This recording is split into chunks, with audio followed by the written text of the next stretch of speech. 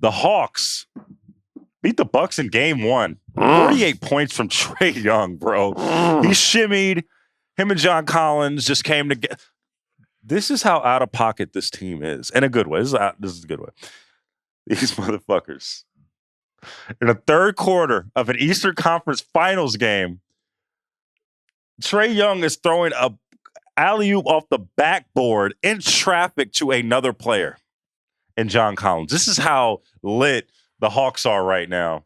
I'm just going to go around and ask you this. Are the Hawks title contenders now? And we just was just ignoring this the whole time? Or, like, me and you are both on the same page with this, been on the same page throughout this playoffs, that we don't think that we thought the Hawks are ahead of schedule. They're just a fun team that'll eventually lose, right? One of those teams. I don't know anymore. I don't know. I think that they might be title contenders. What do you think, Raja? It's my bad, man. It's my bad, Atlanta Hawks. I apologize. I do, because you have to put them in the conversation for being able to win a championship with what their offense is. If teams are going to continue to play them the way the NBA plays pick and roll now, which is in that drop coverage, allowing Trae Young to be at his most brilliant offensively, they're a title contender. Now, what I would say to that is, and it's not taking away the Hawks. I love watching the Hawks. I don't have a rooting interest in this series, right? Like I don't. I don't care who wins. I mean, your favorite team's about to sweep and go to the finals anyway. So, so I'm straight. We'll get that in a second. I'm straight. But I do think Milwaukee is the better team. Like, and it's not a shot to Atlanta. Like, Atlanta did what they're supposed to do. Like, I think they have a shot. I think Milwaukee's a better team. It relates to what you're asking me, because when Milwaukee decided to change coverages slightly, and not first of all, they sized down, right? Put Giannis at the 5, even Giannis at the 4, Bobby Portis at the 5. If you're not going to drop your big all the way into the paint, giving Trae Young the space that he needs to create, then they're gonna chew you apart. He's gonna wind up with a bunch of buckets and other people can eat. When they changed, like in the fourth quarter, Trae went cold for a while because there were bodies in front of him. There was less space. The way you have to get to Trae Young is with a little bit more touches, physical. Like you're just letting him operate in space, high pick and roll up out at half court. There's no body attached to him. The big is, 16 feet back in the paint. This man is operating as the smallest guy on the court in as much space as he wants. That's a recipe for fucking disaster, man. You have to have him. Size has to overwhelm him, and dropping a motherfucker back all the way into the paint. Excuse my language right now, because I'm hot. Like, that's the dumbest shit I've ever seen, bro. You can't just watch him do that shit for 3 quarters. Yeah. No, it's funny. It's funny though, because you got the sense even in this game that the Bucks were the better team. Like when they turned it on, and I want to get to the Bucks and their lack of execution, to put it lightly, down the stretch, because I think I'm going to get you mad again. I want to get to that in a second. What's up? No, they were bullshitting. They came out on some bullshit. They came out of the gates looking like that shit was fucking preseason basketball. I got you. Hold on. I want to talk about the Hawks for a second, because I do want to give them their just due, because we have to talk about the Bucks, because down the stretch they were just all some BS throughout the whole down the stretch. I do want to ask you though. You're a defender, Raja. We know the type of player you were. Ice Trae is being mad disrespectful in general on his way to 48 points. And I'm smiling as I'm saying it because I liked it. This dude off a screen shimmies beforehand and hits a 3 in the face of the Bucks. What do you do with this kind of stuff? How do we feel? I love this swagger, but I also know the other side of this swagger. I love it. Like, if you're going to let this dude do this, then he just going to do it. And I respect it. If you make the shot after a shimmy, I get it. I do it. On the other side of that, Raja, what is the feeling when someone just blatantly disrespects you like that, and then your team does not respond? This dude shimmied in your face, and you lose the game. How do you feel on the other? How would you feel on the other side of this? All right, can I address him and the way the Hawks are playing first? Let me do that. Yes, I think it's dope. Like, okay.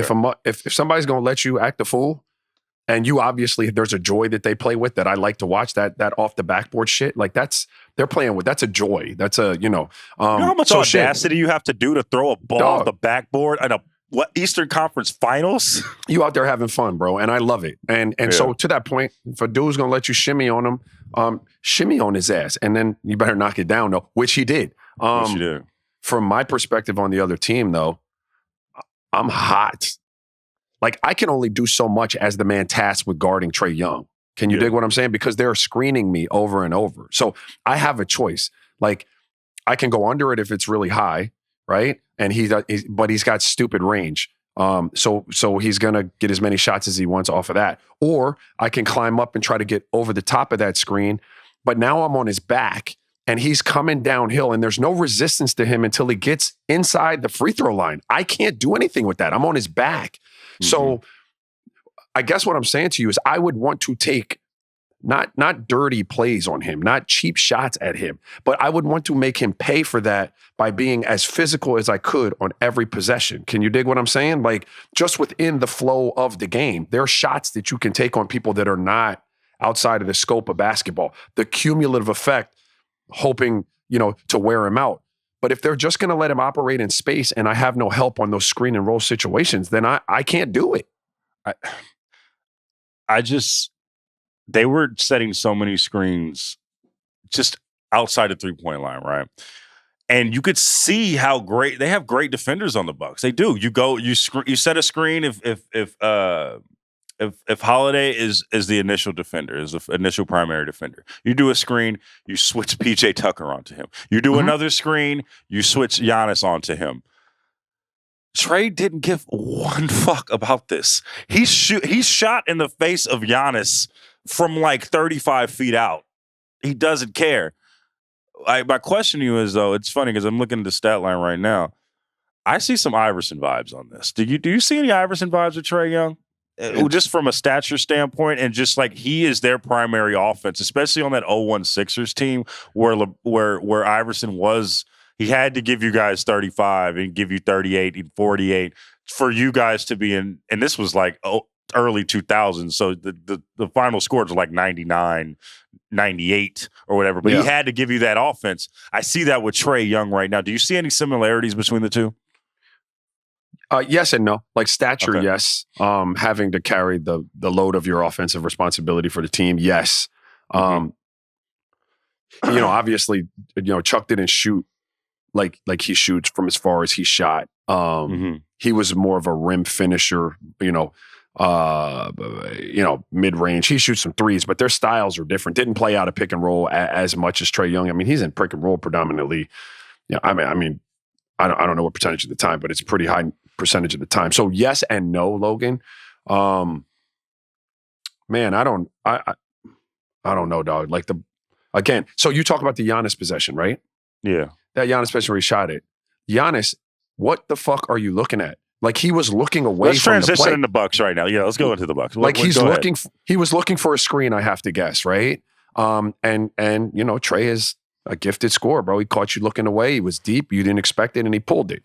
But I think, generally speaking, when that length was on him, when those Drew Holidays, when those PJs, when the Giannis's were on him, field goal attempts became a lot harder for him. He's not super athletic. Like, he's not beating you off the bounce over and over again. He's kind of like shifty, so he'll shift you and create some space to get a shot off. But with length, he struggled at times to finish. What happens is they just keep running pick and roll until you get Brook Lopez in it. Yeah. Right? Or until you got Bobby Portis, but Brook was worse. And at that point, those cats can't switch. They're in a drop coverage, and here he goes. He gets what he wants, which is coming downhill. Either you go under and I pull the three, or you go over and I'm downhill into my float game. The other part that was missing for the Bucks was they're getting no touch on the rim run. Right? They're getting nobody coming from the weak side.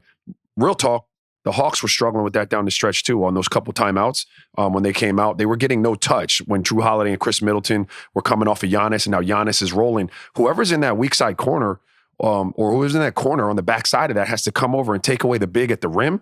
Neither team did that very well. So, like, it was kind of frustrating. Obviously, I still think Milwaukee is the most talented team. But how much is this postseason has come down to coaching in that way. And I think it always comes down to coaching, but particularly in this series, how much do you think that down the stretch, this game has come down to coaching as opposed to talent and coaching decisions down the stretch? Because there was a time when Milwaukee had complete control of the game, 3 minutes left, and it looked like they were going to win easily. They turned it on. Okay, yeah, y'all was cute. That was a nice little run, Atlanta. Yeah. All right, we're just gonna pick and roll and throw lobs to Giannis the whole time, and the game is over. And what do you think about coaching down the stretch, though, for the Milwaukee Bucks? So I thought Bud should have went to that small lineup earlier in that game and tried to contain that man before he got up to like 30 at halftime. Do you know what I mean? He had 18 in the second half, right? Yeah. So once you made the adjustment, it paid dividends. Pat Connaughton gets a wide open 3 air balls, right? Right. Second play, they take 10 minutes off the clock. 10 seconds off the clock. Give the ball to Giannis. He goes to the free throw line. No, it was just egregious clock management. He makes them both. Cool. Then the last play, off balance shot from Middleton. Just not even, just wasn't, he had a cool look, wasn't a great shot. That's out of timeouts. Those are set plays out of timeouts. That's when I think it goes down to coaching. And that's something that we've talked about a lot when we talk about Bud and this Bucks team, not just this season, but seasons in the past where down the stretch, they don't have it. They don't have a good play where they can just get a quick bucket. It seems like it's just so hard down the stretch when it doesn't have to be with all that talent. What say you? I disagree with down the stretch. First of all, they had called 2 timeouts prior to that Chris Middleton play where he hit Connaughton, where they ran great action and got Giannis right at the rim. Like 2 great, ATOs after timeout, Jones. Like, so those were good. That one you're talking about with Chris Middleton, they ran like a screen, the screener taking Chris Middleton like down the sideline into the strong side corner. Yeah. Like Chris Middleton was bad last night. Like that's supposed to be a Chris Middleton bucket. That's why you draw that up. And Chris Middleton drove it and kicked it out to Pat Connaughton. Pat Connaughton ain't supposed to have the ball. That shit wasn't drawn up for Pat Connaughton. You know what I mean? Like that's Chris Middleton shoots that ball 85% of the time. He just didn't shoot it last night. And so I will give you the next possession though. They looked like they were searching for a 3 and trying to do everything they could. And they were, the Hawks were just like, no, fuck that. Throw it to Giannis. And we're going to foul him. So like, I give Bud the business, but last night, I don't know that was Bud down the stretch, man. I think that was just, Chris, what they didn't have last night more than anything, Giannis, Logan was their fucking closer. They didn't have Chris Middleton. He's their closer. 6 of 23 from the field, 0 of 9 from 3-point range. That's what he does. This is, but also you had Drew Holiday, 33 points. No, Drew kept them afloat while Chris wasn't doing his thing, and Giannis was quiet early. Drew played phenomenal. Yeah. But he's not your closer. And Giannis is like your 1B as a closer. Chris Middleton is the dude who in the Nets series who had the ball like trying to create shots down the stretch. That's Chris Middleton. He's their closer. He's their versatile scorer, and he was off. Game 2. Honestly, the Hawks already won this. They won this split already. They already got the split. They're fine. They're playing with house money. I think the Bucks win pretty big in game 2.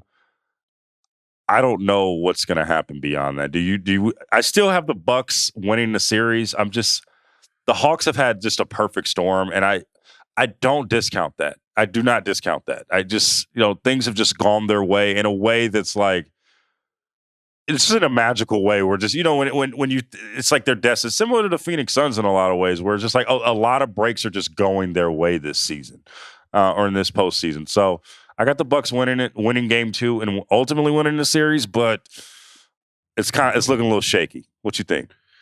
So I'm with you. I think the Bucks win this series. I remember I had the Bucks in 5, but I said they were all going to be really good games. I thought that the Hawks would push them. They'd be good, entertaining games, and I thought I had the Bucks in 5.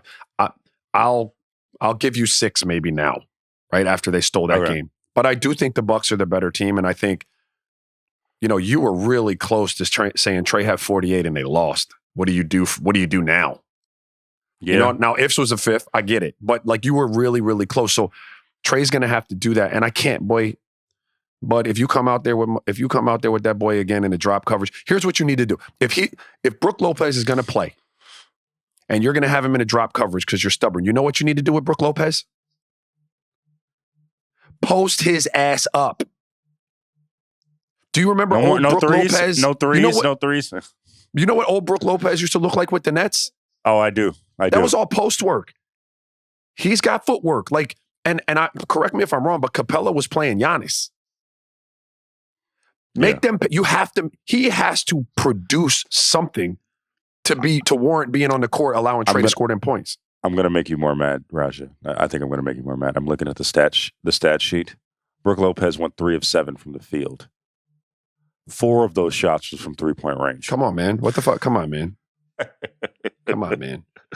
You okay? Are you good? Are you good? I'm good. Are you good? I mean, it's a good chess match, though, right? Like I thought Giannis would guard. You know, I thought Capella. You know, that'd be a good thing for Brook. Be out there, try to draw Capella away from the rim. They put Capella on Giannis. Like, but now you got to make a choice with Brook. Brook, you got to punish John Collins, bro, or Danilo Gallinari, whoever the fuck they put out there. They're giving up, 5-6 inches. You got to punish them, man. Run some shit. Get him on the block. Get him off the court.